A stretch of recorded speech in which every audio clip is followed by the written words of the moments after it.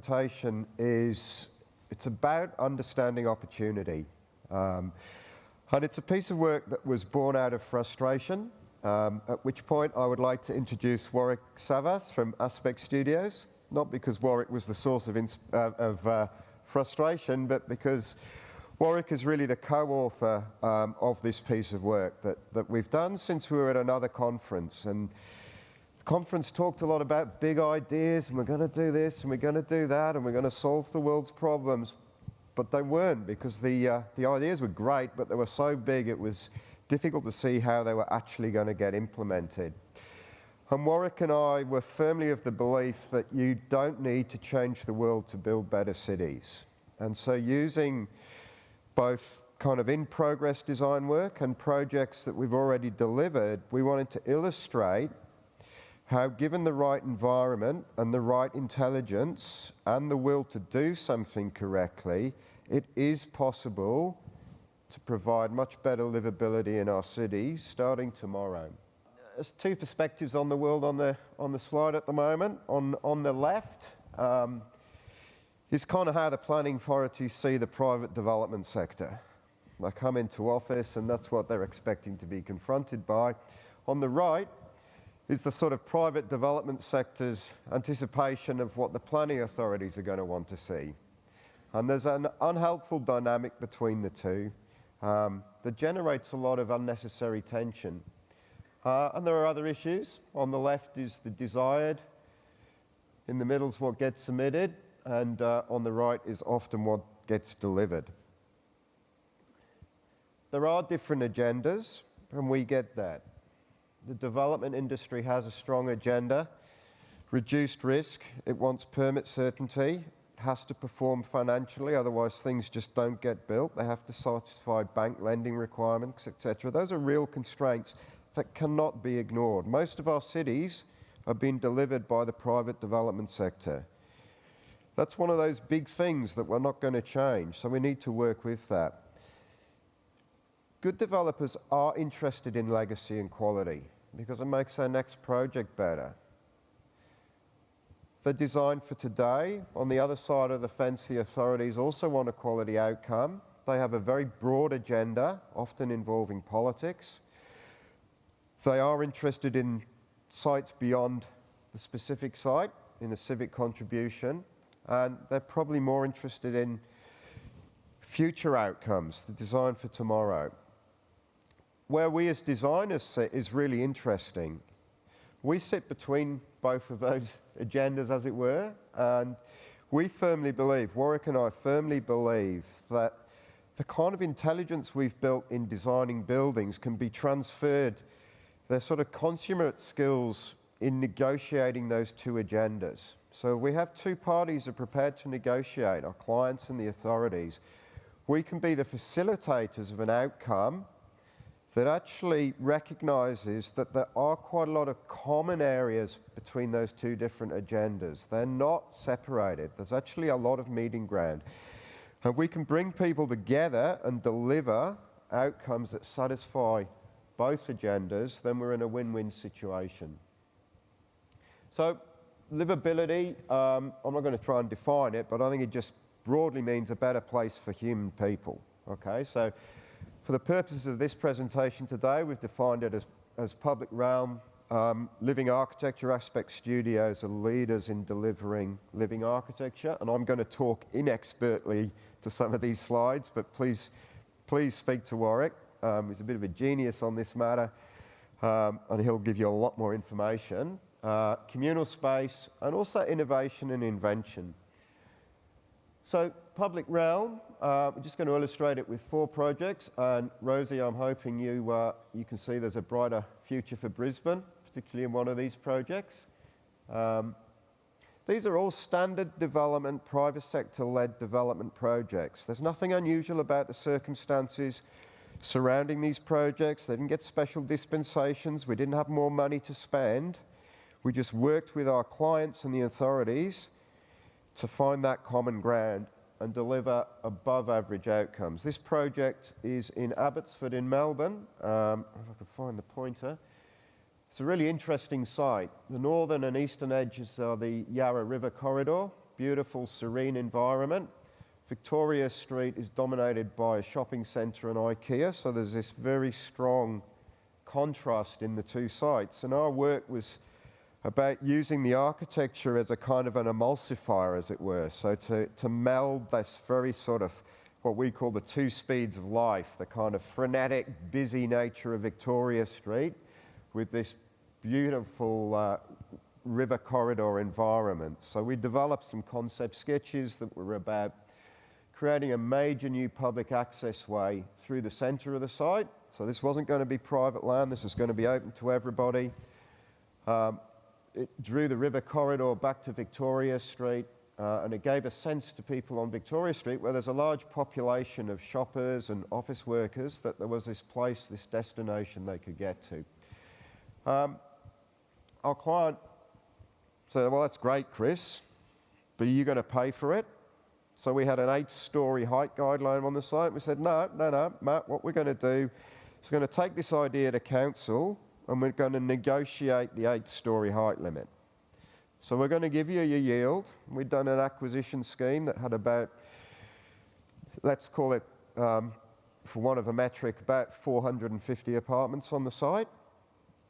We took this to the council, a very constructive process. I'm the first to say that this is one of the best town planning processes I've been involved with in the city of Yarra. Led to an outcome where 33% of the site area became public space, publicly accessible. A major new link from Victoria Street down to the river was designed as civic space, and this was an early render of that space, and that's what's been delivered. So these are photographs of the outcome. I could spend 25 minutes talking about the design of this space in its own right, but it was very carefully curated. So the scale of the space, the architecture, very much designed to dissolve thresholds. This project is a project about thresholds. Public space should feel like public space, not a token gesture.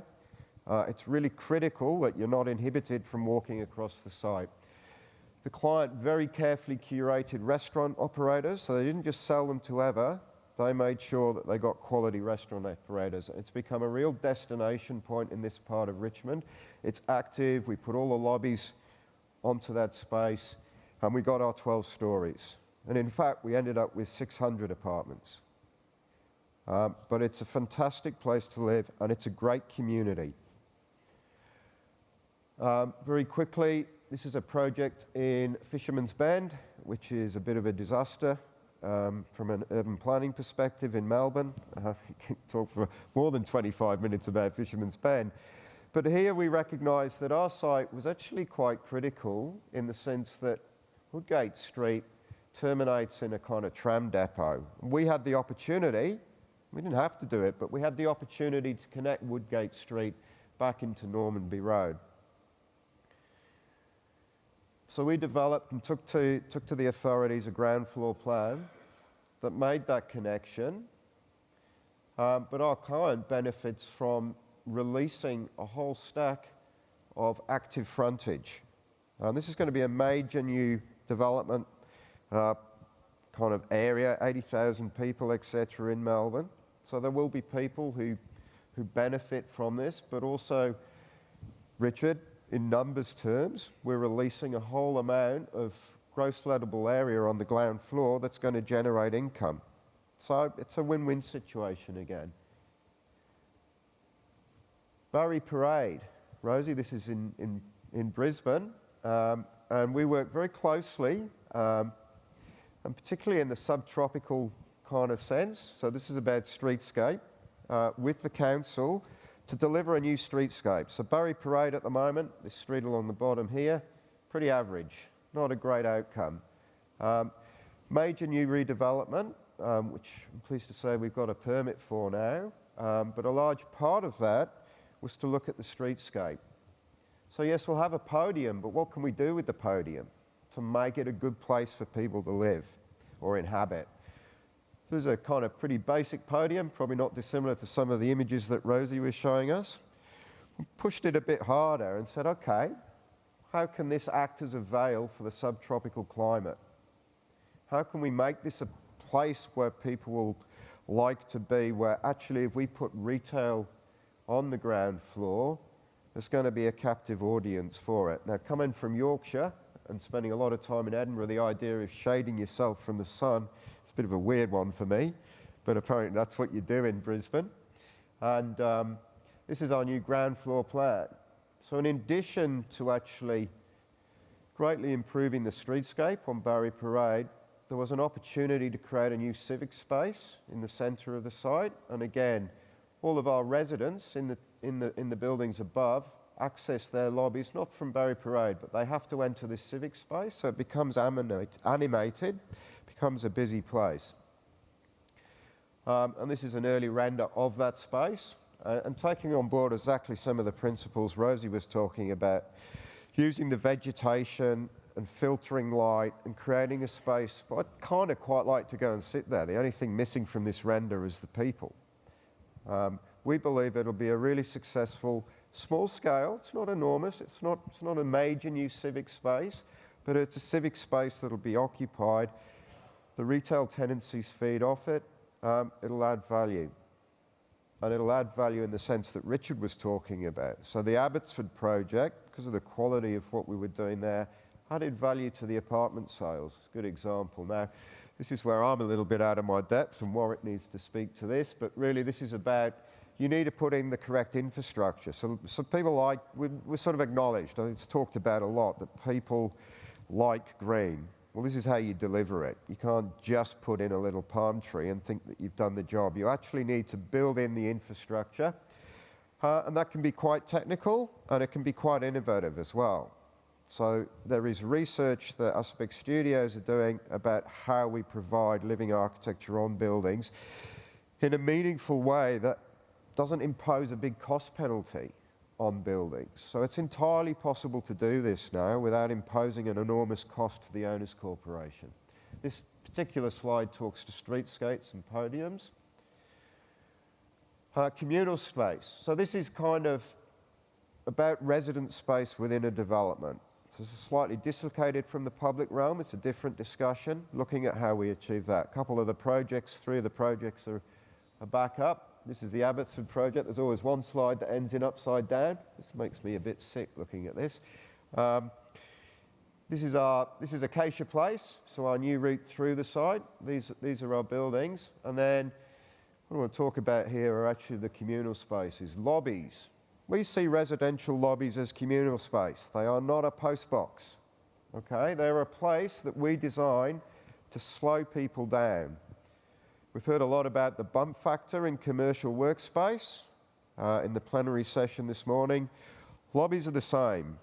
Lobbies in residential buildings should be places where people stop and talk to each other and get to know their neighbours. So these are generous, but they're also designed with places where people can sit. So you don't feel, they're not transient spaces that you kind of run through because you just want to get out of there. These are places where you slow down, meet your neighbours. Interestingly here, part of your owner's corp fee pays for the bar. And every Friday night or every second Friday night, the bar gets opened. And the owner's corp gives out your drink to the residents. Now, being humans, people want to get value for money for their owner's corp fees. So guess what? These places are full of residents. Rooftops, again, above and beyond what's required or what's regulated. Really good quality spaces, and particularly as workplaces become more flexible. These are workplaces. If I go up there during the weekday, there'll be 5 or 6 people working from home, but not working from their apartment.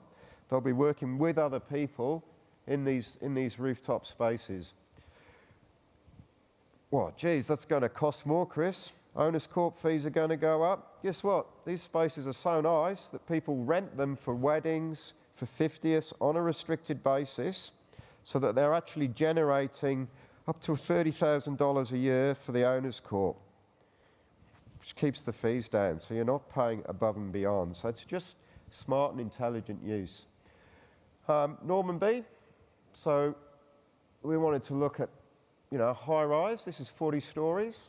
how we create meaningful communal space in a high-rise. So we kind of exploded it, and we're having a discussion with the authorities at the moment because each of these communal spaces is 9 metres tall. And the problem with Fisherman's Bend is we have a mandatory height limit of 40 stories. Now, mandatory height limits, whole other discussion, are really problematic because it doesn't allow this negotiation. So at the moment, we're trying to argue that 9 metres is a single story, because it is. We haven't got any more yield, we haven't stuffed more apartments in, we've just kind of exploded and pulled the building apart where we have these communal spaces. Fantastic spaces, different kinds, playground, sun deck, winter summer gardens, park lawns, Mediterranean gardens where residents can grow food. Geez, Chris, how are we going to pay for this? Common theme. Here we go.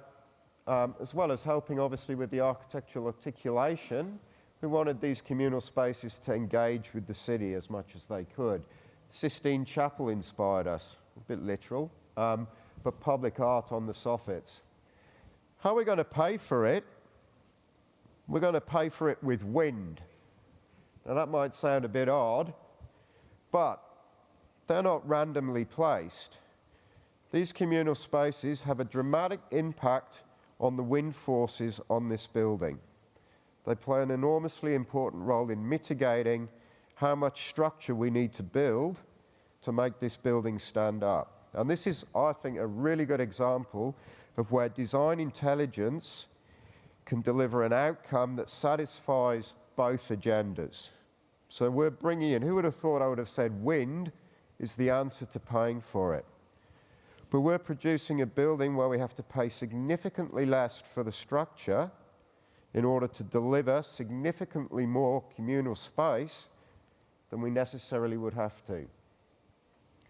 Habitat, a built example along similar themes. So this is on a really tough site. This is a freeway, really noisy. It sits on the southern edge of Melbourne CBD, so it's kind of exposed to our southwesterly winds. It's pretty unpleasant environment. We responded to it by saying, okay, look, putting terraces, so we were supposed to provide 8 square metres of terrace for every apartment. Putting terraces on this building, not a fantastic idea because all they're going to do is suck your cat off. It's not a great place to leave your cat because it won't be there when you come home. What we did, and the economics behind this, were to say, okay, we're going to take every individual terrace, we're going to agglomerate it into a single shared communal space. So I'm not very good at maths, but 5 times 8 is 40, Phil, is that right? You're an engineer. And we're providing about 48 square metres of space, so it sort of adds up, you know, giving away that space. It means the apartments have these fantastic full-height windows, and then the communal gardens, they're shared, find the right button, 15 apartments share each communal garden. So it's building community. Okay, I get to know my neighbours because I have exclusive access along with 15 other owners or 14 other owners to this little garden, and then the economics stack up. And that's the built result. It's an example, though, of where, and we're open about this, mandating an outcome for the landscaping should have been a stronger part of the permit, because that didn't really happen. So we needed Warwick on this project, but he wasn't. Very briefly, this is just to illustrate that you can build sky gardens. It's not rocket science. And we can do vertical green facades. So One Central Park, people in Sydney would know very well, Warwick knows very well. And Rosie, this is a project we've completed in Brisbane, Botanica, where we've really taken an interest in addressing the street. And it's transferable into commercial projects as well. So this is a commercial project we have on the boards at the moment in Melbourne. It's a bit of a B-grade location. But, you know, we seem to be on trend based on this morning's discussion. So looking at kind of more of a horizontal outcome, we've got a pretty complex town planning envelope here. which means we have to produce this kind of cascaded building. Well, let's take advantage of the fact that this building cascades by putting the communal space on those outdoor decks. There's a lot to this building. Also, big picture windows. So communal, the kind of atriums on the edge of the building rather than internal. We're not big fans of atriums within a building. We think kind of atriums work better when they're on the external facade of a building. And all of these windows are kind of conveniently orientated to key views in Melbourne. So this one looks back to the Shrine of Remembrance, for instance.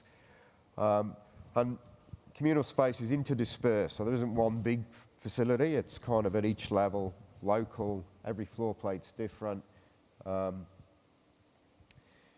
Living architecture, and this is really kind of Warwick's area of expertise and not mine. I couldn't grow a tomato plant in a rainforest. But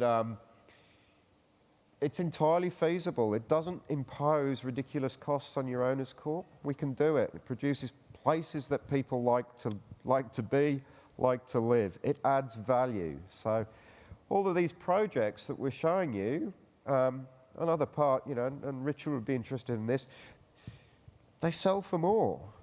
Duh. People like it. Therefore, you can afford to do more. But you've got to be brave.